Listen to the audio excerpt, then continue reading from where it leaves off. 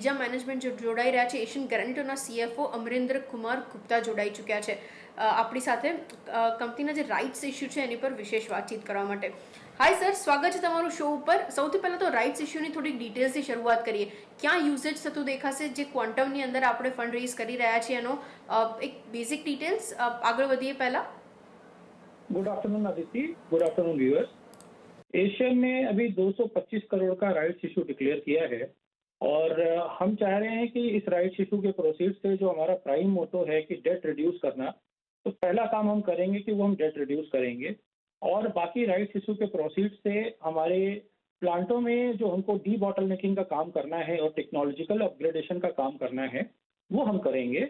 कुछ capacity expansion as a result, कुछ capacity expansion होगी प्लांटों में और फिर बाकी हम अपने कॉन्ट्रैक्ट मैन्युफैक्चरिंग के बेसिस को बढ़ाएंगे और नए प्रोडक्ट लॉन्च करने के लिए हम इसमें इन्वेस्ट करेंगे.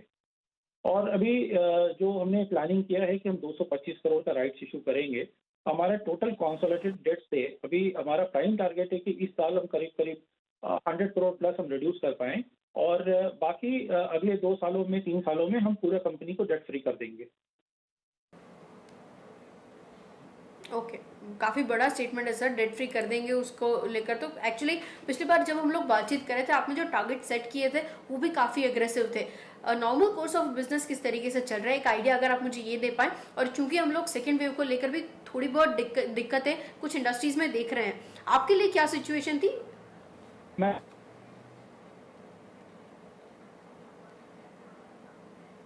आया 2021 का तो 21-22 का, तो हमें एक समझ में आया कि क्वार्टर वन में मई मंथ में हमको सेटबैक आया कि जब डिस्पैचेस थोड़ी दिन के लिए रुक गए थे, सारे ऑलमोस्ट कंट्री में सभी जगहों पर लॉकडाउन आ गया था.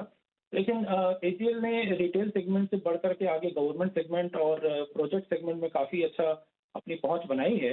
तो वहाँ के डिस्पैचेस हमारे चालू थे, तो हमको करीब करीब 60-70 करोड़ रुपए का रेवेन्यू लॉसेस आया था. Revenue losses in the sense कि हमारा डिस्पैचेस नहीं हुआ था, जो उस क्वार्टर में रेवेन्यू बुक हो सकता था, वो हम रिकवर करने वाले हैं सेकंड और थर्ड क्वार्टर में. और नंबर जो आने वाले हैं, ऐसा लगता है कि क्वार्टर वन 19-20 के नंबर के आसपास ये नंबर्स आएंगे. तो इट सीम्स कि क्वार्टर वन में बहुत ज़्यादा इम्पैक्ट तो नहीं आने वाला, but yes it will be. हम क्वार्टर वन 2021 की बात करें तो वहाँ से तो बहुत अच्छा परफॉर्मेंस होगा, वाई ऑन वाई तो परफॉर्मेंस बहुत अच्छी होने वाली है. बट इट सीम्स कि 1920 वाले सालों से के आसपास हम पहुंच जाएंगे. तो 60 से 70 करोड़ का नुकसान हमें लगा है और जो सेल हमारी नहीं हुई है वो सेल हमारी अब एक्सपेक्टेड है कि जुलाई और अगस्त के महीने में कंप्लीट हो जाएगी. वो सारे ऑर्डर्स हमारे पास थे जो डिस्पैचेस हम नहीं कर पाए बिकॉज उस समय ट्रक्स नहीं जा रहे थे, रिटेल काउंटर्स बंद थे, मटेरियल नहीं पिकअप हो रहा था. अभी जो सिचुएशन है उस सिचुएशन में ऑल ओवर इंडिया मार्केट खुल गया है, सब जगह अच्छा काम हो रहा है. थोड़ा सा उड़ीसा में अभी भी थोड़ा सा क्लोजर्स हैं, वहाँ पर भी बिजनेस टाइमिंग और शटडाउन्स कई जगहों पर है और थोड़ा तमिलनाडु में प्रॉब्लम है. केरला ने अच्छा पिकअप कर लिया है, हालांकि वहाँ पर कोविड केसेस हैं, बट स्टिल केरला ने अच्छा पिकअप कर लिया. कर्नाटका ने अच्छा पिकअप किया है, महाराष्ट्र, दिल्ली, सब जगह अच्छा पिकअप हो गया. UP is very stellar performance UP में आ रही है. बिहार, बंगाल में भी अच्छी परफॉर्मेंस आ रही है. एमपी, गुजरात में भी अच्छी परफॉर्मेंस आ रही है. थोड़ा अभी तमिलनाडु और उड़ीसा को लेकर के प्रॉब्लम्स हैं, वो भी लगता है कि अगले 1 हफ्ते के अंदर में सॉल्व हो जाएगी. आंध्र प्रदेश भी बहुत अच्छा परफॉर्मेंस दे रही है. अभी कंपनी ने आंध्र प्रदेश गवर्नमेंट का एक बहुत बड़ा एक ऑर्डर उठाया है, जहां पर आंध्र प्रदेश गवर्नमेंट के स्कूल प्रोजेक्ट्स में कंपनी इनरोल हुई है और तमिलनाडु में भी कंपनी ने गवर्नमेंट लिस्टिंग में अपना नाम ले लिया है और फ्यूचर के गवर्नमेंट ऑर्डर्स तमिलनाडु के कंपनी को मिलने वाले हैं. तो उम्मीद है कि जो कंपनी ने टारगेट लिया है कि 2022-23 में 2000 करोड़ के रेवेन्यू के आसपास पहुंचेंगे, तो वो हम we are on the track of that and इस साल भी डबल डिजिट ग्रोथ हमारा एक्सपेक्टेड है और that is also on track. Okay, agreed sir. अच्छा, मेरे पास समय थोड़ा कम है तो मैं क्विकली जो मुझे पूछना है वो पूछ लेती हूँ सर. यूटिलाइजेशन लेवल्स अभी कितने पे चल रहे हैं? केपेक्स का क्या प्लान है FY22 के ऑनवर्ड्स हम लोग जो देखेंगे पूरे साल के लिए? और साथ ही कुछ मैनेजमेंट चेंजेस भी हुए हैं, आपके कंपनी सेक्रेटरी ने यहाँ से रिजाइन किया था, वो क्यों हुआ था, उसका एक रीजन आप मुझे कोट कर पाएँ अगर मेरे दर्शकों के लिए? मैं बता देता हूँ मैडम.